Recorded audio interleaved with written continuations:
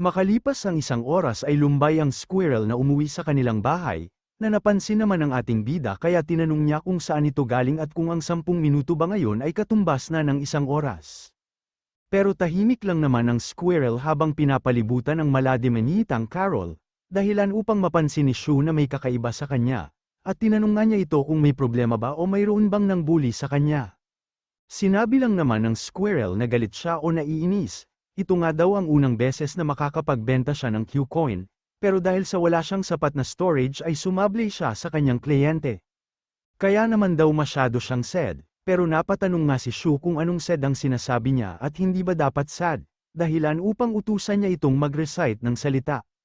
Hanggang sa bigla silang makatanggap ng mensahe patungkol sa Changbai Mountain, kaya hiniram ng ating bida ang cellphone ni Xiaoyu at nakita ang mensahe na katulad ng natanggap niya mula sa hindi kilalang sender.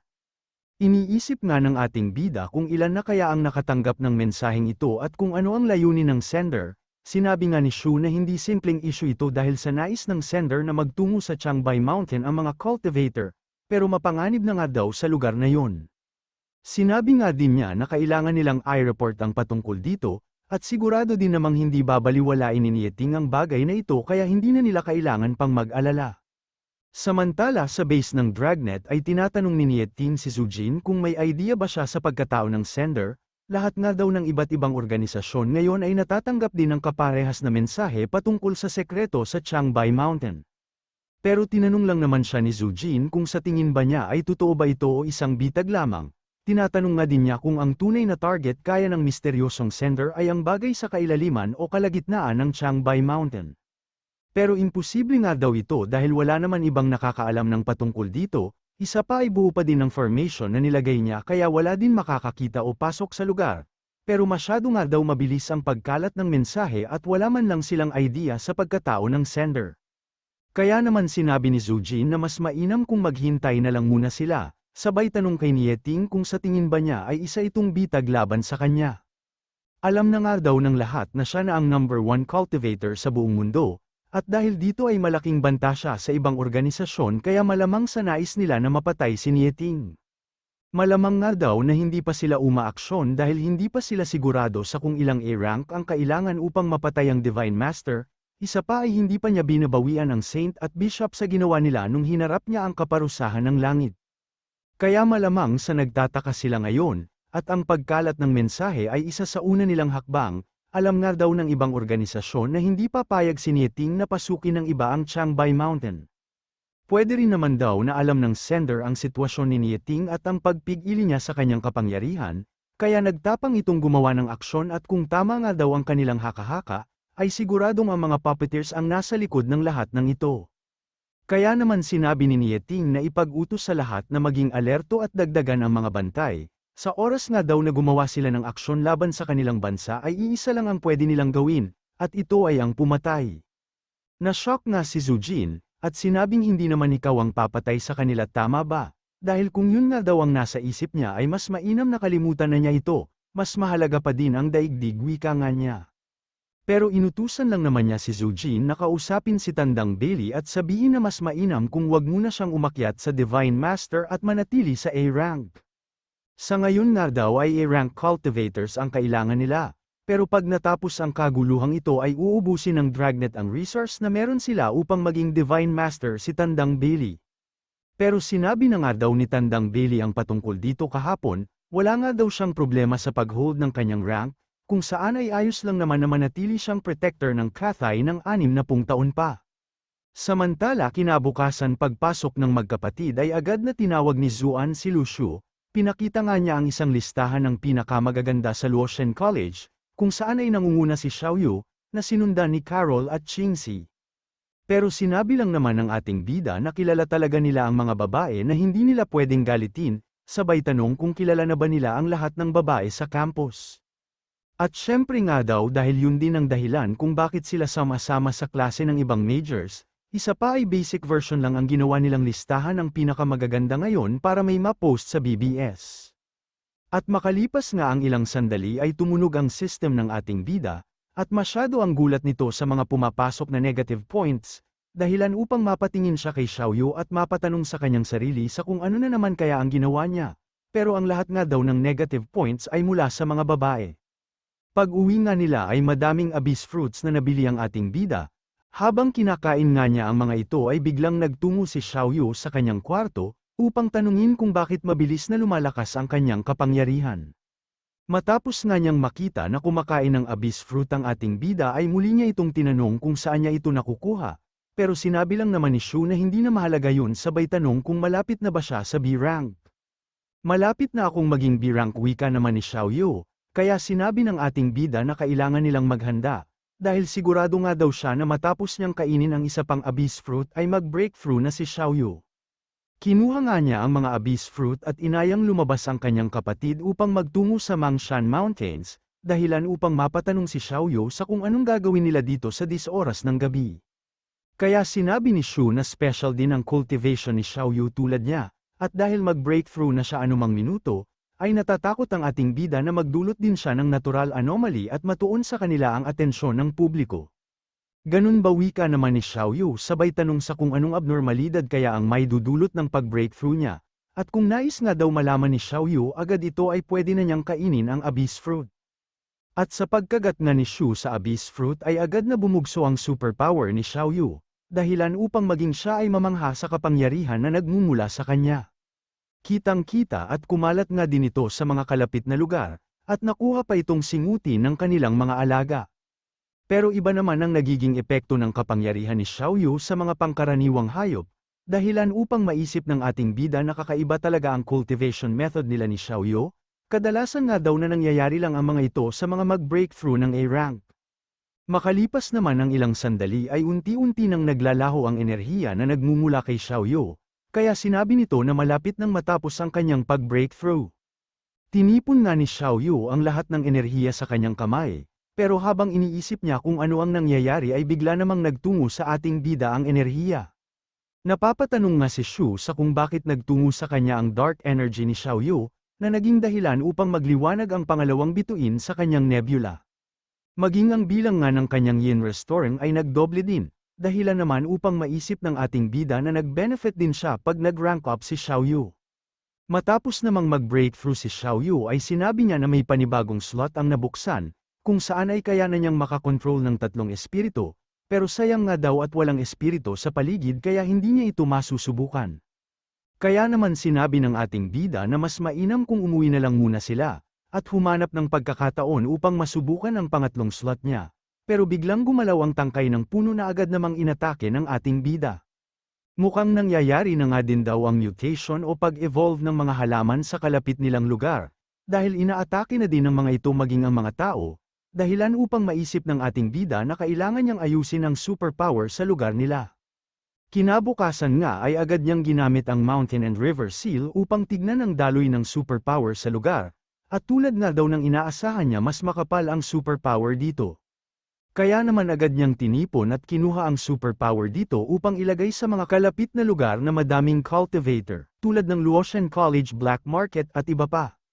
Makalipas ang ilang sandali ay sinabi ng ating bida na tapos na siya. Sinabi nga din niya na mas madaming superpower na ang magagamit ng mga cultivator at pangkaraniwang tao sa Luo City, bukod dito ay napigilan din niya ang evolution ng mga halaman.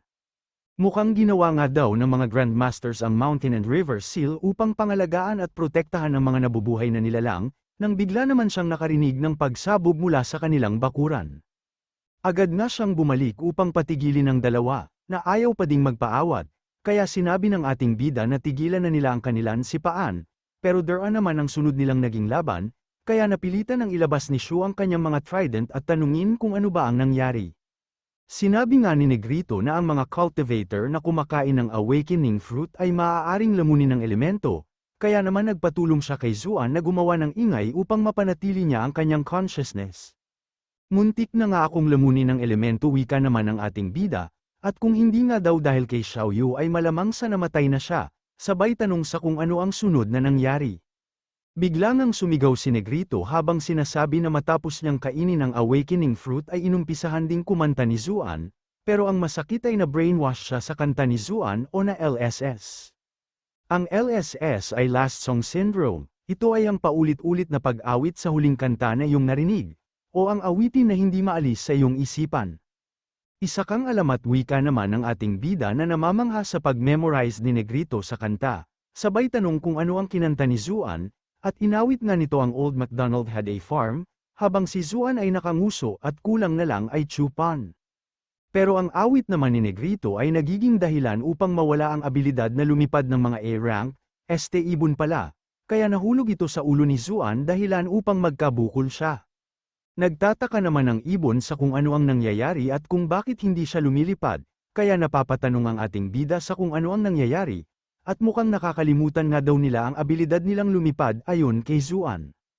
Hinawakan naman ni Shu si Negrito sa balikat, sabay sinabi na malamang sa ito ang bago niyang abilidad, at inutusan si Negrito na muling subukan ito sa mga ibon.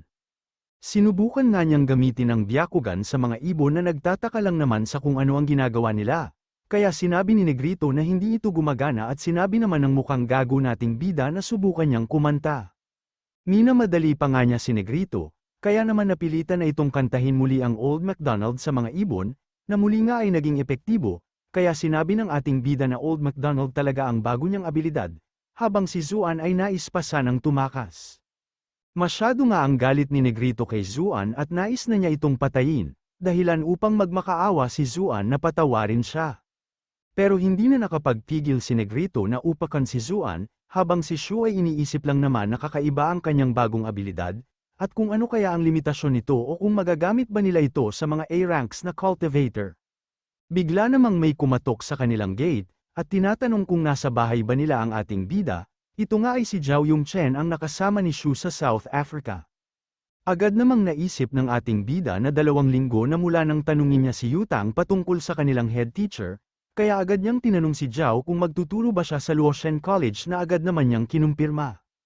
Siya nga daw ang bagong head teacher ng species study, dahilan upang maisip ni Shu na siya ang dahilan kung bakit hindi nila pinapansin ang request niya na magkaroon ng head teacher, at mukhang hinintay nga daw nilang maka-recover si Zhao.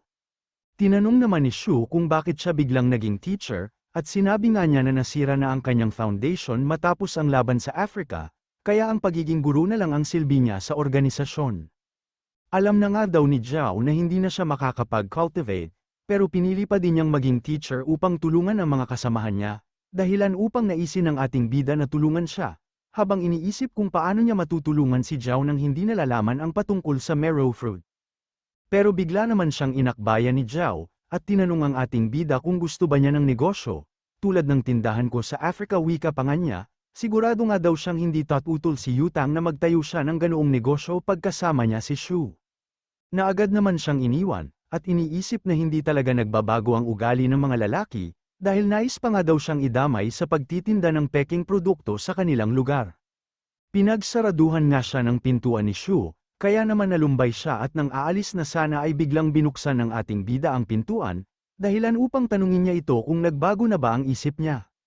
Pero sinabi lang naman ni Shu na kailangan muna niyang kunin ang pahintulot ni Mingyeo, sabay inabot ang baso ng tubig na may katas ng marrow fruit, habang iniinom naman ito ni Zhao ay iniisip niya kung bakit tila nahihirapan si Shu kay Mingyeo.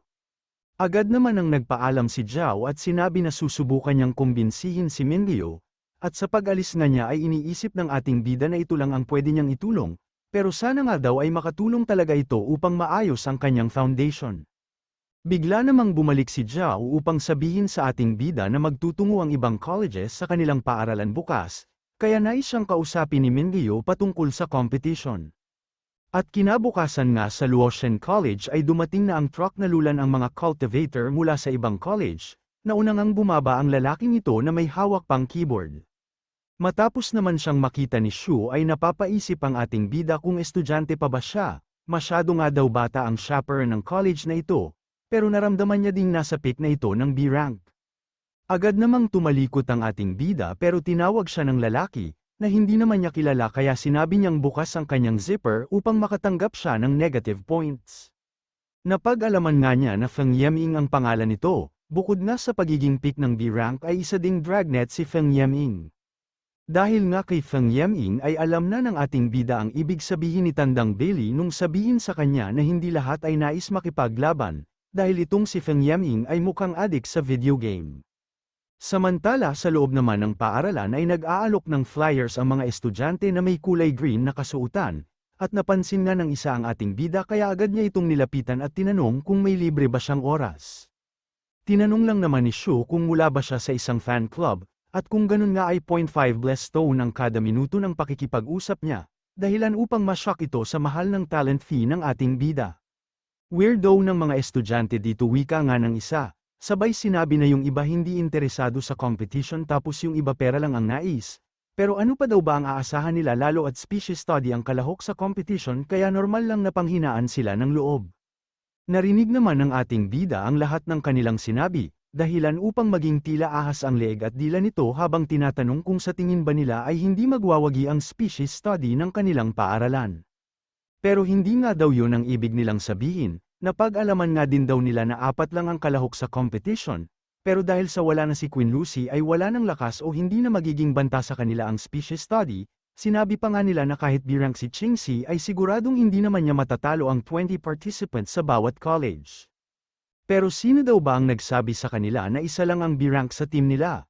Dahilan upang ma-shock sila habang tinatanong kung may iba pa bang B-rank, pero bigla naman silang tinalikuran ng ating bida habang iniisip na mas mainam kung maging suspense ang lahat. Hindi nga mapakali ang dalawa at nagtanong pa sa ibang estudyante kung sino pa ang posibleng B-rank sa species study, at sinabi naman ng pinagtanungan nila na baka si Xiaoyu dahil nasa peak na siya ng C-rank dati. Dahilan upang malaglag ang kanilang panga dahil nakilala nila si Xiaoyu sa nakaraang training camp, ilang sandali pa ay sinabi ng lalaki na may gray na buhok na hindi nila kailangan magpanik. Dalawa nga ang B-rank nila pero lamang pa din tayo sa bilang, wika pa nga niya. Pero biglang sumabog ang isang pintuan at lumabas si Zuan na tumatawa habang sinasabi na B-rank na din siya sa wakas, dahilan upang tuluyan ang ma-shock at hindi makapagsalita ang estudyante ng ibang college. Agad namang nagpaalam si Zuan upang tignan ang numero niya sa paligsahan, at matapos nga itong tumalon mula sa bintana ay tulala pa din ang mga lalaking ito. Paano ba yan, 3 na ang B-rank sa mga manlalaro namin ngayon, wika naman ng estudyante sa Luotian College, dahilan upang maisip nila na pandaraya na ito at agad nang kumalat ang balita patungkol sa pag-rank up ni Zuan. Samantala sinabi naman ni Shu na oras na ng kanyang pagtuturo, pero bago pa man siya makapagsalita ay tinanong ni Zuan kung sigurado ba siya sa magiging topic nila ngayon, hindi ka ba nahihiya, wika pa nga niya sa ating bida. Ako na magsasabi sa inyo, hindi niya talaga tinulungan ang mga individual cultivator, wika pa nga ni Zuan, hindi nga daw hinayaan ni Shu na abusuhin ng The Oath ang mga individual cultivator sa nakaraang ruin, pero siya naman ang pumalit sa mga The Oath upang paghukayin ng spiritual tools ang mga ito. Sinabi nga din niya na hindi huminto ang mga individual cultivator sa pagrereklamo sa funds gang matapos silang makalabas sa ruin, dahilan upang madismaya ang ibang estudyante at magkaroon ng usap-usapan. Kaya naman hindi na nakatiis ang ating bida at tinanong si Zuan kung nakalimutan na ba niya ang kanyang sarili matapos siyang maging B-rank, sabay inutusan si Negrito, upang sepukin si Zuan na tumalsik patungo sa pader. Kasabay nito ay sinabi naman ni Shu na pag-usapan na lang muna nila ang patungkol sa Immortals at Kamisho, at sinabi nga niyang hinabol siya ng isang B-rank master mula sa Kamisho nung nasa Kuchang ruin sila. Pero tinulungan naman siya ng B-rank na pinsan ni Carol upang makatakas sa hindi niya malaman na dahilan, kaya para sa kanya ay palakaibigan at mabubuting tao ang mga taga-Immortals. Habang si Carol ay iniisip lang naman kung nandun din ba siya ng tulungan ng kanyang pinsan si Lucio, pero kahit nawala nga daw ang kanyang memorya ay naniniwala siya na babalik din ang lahat sa tamang panahon, kaya sana ay mabigyan pa siya ng sapat na oras ni Lucio. At sa pag-uwi nga ni Carol ay agad niyang sinabi na patungkol sa kanila ang naging topic ni Lucio, pero nagpapasalamat lang naman ang kanyang pinsan dahil nakabalik na siya. Sabay sinabi na kumakalat na sa website ng funds gang ang impormasyon patungkol sa sekreto sa Changbai Mountain, kaya naman sinabi ni Carol na kailangan pa niyang malaman ang iba pang detalye. Dito nga ay sinabi ng kanyang pinsan na nakafocus sa mga kayamanan ang kumakalat na post sa funds gang, imbis na ang sekreto patungkol sa ancient deceased na kumakalat naman sa pamamagitan ng mensahe. Dahil nga dito ay madaming individual cultivator na ang nakakaalam at nagkakalat ng impormasyon, kaya naman dami-dami na din ang tao na nagkakaroon ng interest sa Changbai Mountain.